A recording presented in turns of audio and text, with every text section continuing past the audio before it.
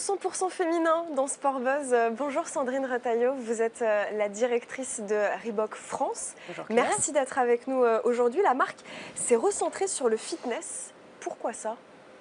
Alors d'abord, je pense que c'est un retour vers le futur pour Reebok, parce que le fitness, c'est l'ADN et l'héritage de la marque. Et Reebok a décidé de reclarifier sa stratégie il y a à peu près 2 ans, en revenant en force sur un marché qui est en pleine explosion.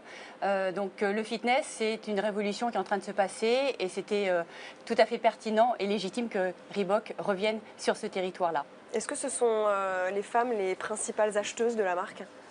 Non, c'est vraiment équilibré. Par contre, c'est vrai que dans les équipementiers sportifs, rares sont les marques qui ont autant de gammes dédiées à ces femmes et qui les travaillent en étroite connivence avec des sportives ou avec des designeuses. Donc il y a une approche vraiment très ciblée et très particulière de la femme. Mais on a un public mixte. Un partenariat a été signé avec des salles de sport. Est-ce que finalement, c'est dans les salles de sport que vous trouvez votre clientèle et pas forcément dans les stades de foot ou dans les stades de rugby ?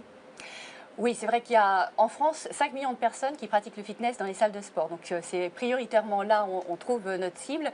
Mais la cible de Reebok est une cible une clientèle qui pratique beaucoup de fitness différents. Donc on touche le public dans les salles de sport comme au Club Med Gym, au CMG Sports Club. Mais on les touche également lors d'événements ou d'expériences, notamment la Spartan Race, qui est aussi des courses à obstacles très brisées par les pratiquants de fitness. Vous parlez d'événements, il y a eu un grand événement au Grand Palais.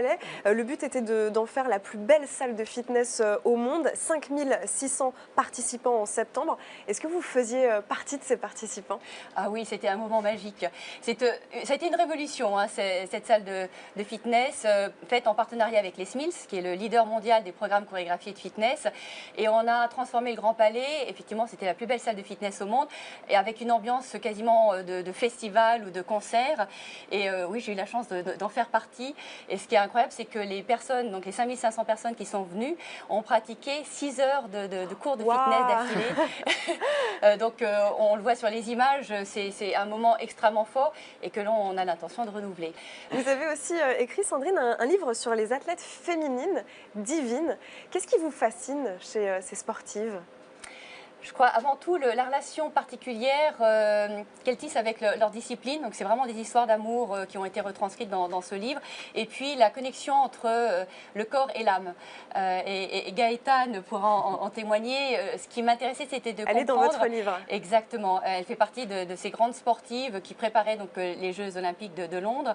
Et ce qui m'intéressait, c'était de comprendre justement ce lien entre le corps et l'âme et cette alchimie particulière qui fait qu'à un moment donné, elles vivent des états de grâce ou des états de folie. Et donc j'avais vraiment envie, avec Catherine Cabrol, qui était donc la photographe qui a travaillé sur ce livre, d'avoir, on va dire, une rencontre assez intimiste avec ces sportives et comprendre justement toute cette magie qui s'opère en elles et ces moments de grâce. Si on ne devait en retenir qu'une seule de ces sportives, ce serait laquelle ? Ah, ben Gaëtane, bien sûr.